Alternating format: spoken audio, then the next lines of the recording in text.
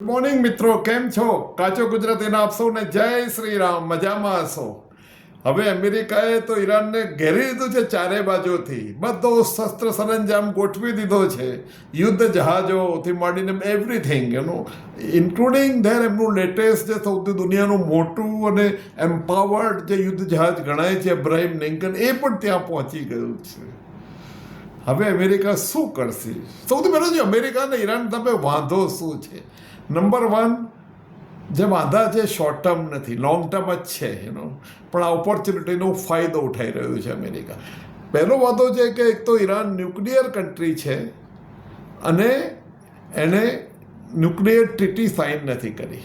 જે પણ વર્લ્ડના ન્યુક્લિયર દેશો છે એ બધા એક ટ્રીટી એટલે કે એક સંધિ સાઇન કરી છે, એટલે જેના અંડરમાં આપણે જે યુનોની એક ઇન્ટરનેશનલ ટીમ દર વર્ષે એની વિઝિટ કરે, એનું સર્ટિફિકેટ આપે કે આ બધું બરોબર છે, સેફટી માટે યુઝ થાય છે, સેફટીની કેર લેવાય છે અને આ શાંતિ માટે જ મોટાભાગે ઉપયોગ થાય છે ન્યુક્લિયર પાવરનો.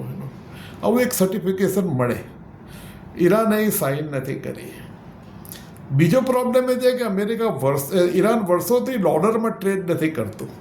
એ ટ્રેડ કરે છે પોતાની કરન્સી. અથવા તો ધારો કે ઇન્ડિયા એની પાસેથી ઓઇલ લે છે તો ઇન્ડિયન રૂપીસમાં લે છે, અને એને આ વર્ષોથી જે દાદાગીરી અમેરિકાની ડોલરને કારણે હતી એનો જે પડકાર ફેંક્યો એમાં ઈરાન પણ છે. ઈરાક હતું, ગદ્દાફી હતું, લિબિયા, એ બધાને તોડી પાડ્યા અમેરિકાએ. હજી ઈરાન સ્ટ્રોંગ છે, વર્ષોથી ઈરાન બહુ સ્ટ્રોંગ છે.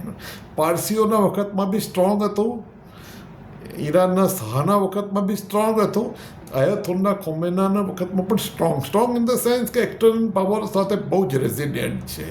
અત્યારે બી દાદ નથી આપતું. હવે અમેરિકા શું કરશે? અમેરિકાએ ઓપ્શન આપી દે કે અમારી ફતે સંધિ સાઇન કરો, એટલે કે આ બંને કન્ડિશન એક્સેપ્ટ કરો, ડોલરમાં ટ્રેડ કરો, ન્યુક્લિયર ટ્રીટી સાઇન કરો. ઈરાન દાદ આપતું નથી. ચાઇના અને રશિયાએ ધમકી આપી છે કે જો ઈરાન સામે અમેરિકા કંઈ સ્ટેપ્સન લેશે તો એના પરિણામ બહુ ખરાબ આવશે.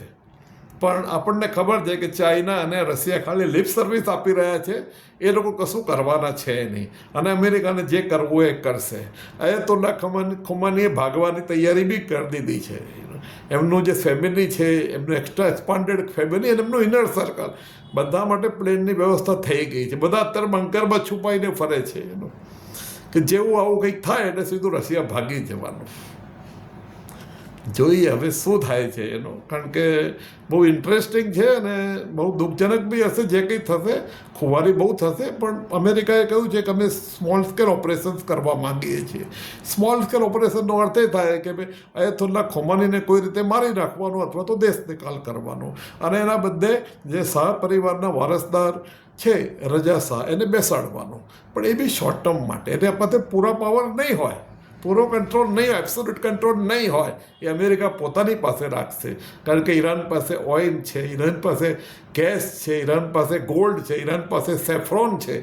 વર્લ્ડનું સૌથી વધારે ક્વોલિટીનું ને સૌથી વધારે ક્વોન્ટિટીમાં સેફ્રોન, જેની કિંમત લગભગ ગોલ્ડની લગભગ એની આજુબાજુ થાય છે, એ બી કેસર, એ બી ઈરાન પાસે છે. એટલે અમેરિકાનો ઇન્ટરેસ્ટ બહુ મોટો છે. અને ડૉક્ટર અંકિતની વાત માનીએ તો એ જે ઓઇલ વેચીને જે પૈસાઓ છે એમાંથી એક પાર્ટ, એટલે મેજર પાર્ટ, જે યુરોપની અંદર ક્રુસેડ થવાનું છે 2030 પછી, ખ્રિસ્તીઓ અને મુસ્લિમો, એના માટે વપરાશે. હવે આ પરિસ્થિતિ છે, જોઈએ ભારત તો બને ત્યાં સુધી નમન ન્યુટ્રલ જ રહ્યું છે. ભારત ઈરાનનો સારો ફ્રેન્ડ છે, ઘણું બધું એક્સપોર્ટ કરે છે, ઘણું બધું ઇમ્પોર્ટ કરે છે, બધું ઇન્ડિયન રૂપીસમાં થાય છે. એ બહુ મોટો ફાયદો છે. આમ તો શું છે કે જે લોકો ઈરાન સાથે ટ્રેડ કરે છે બધાને ટ્રમ્પે ધમકી જ આપી છે કે તમને સેન્કશન કરીશું, પણ આપણે મોદી સાહેબ બહુ સ્ટ્રોંગ છે એટલે આ લોકો કંઈ કરી શકે એમ છે નહીં. હવે આવતા 10 દિવસમાં કંઈ થાય એવું લાગે છે. લેટ અસ સી શું થાય છે. Thank you so much.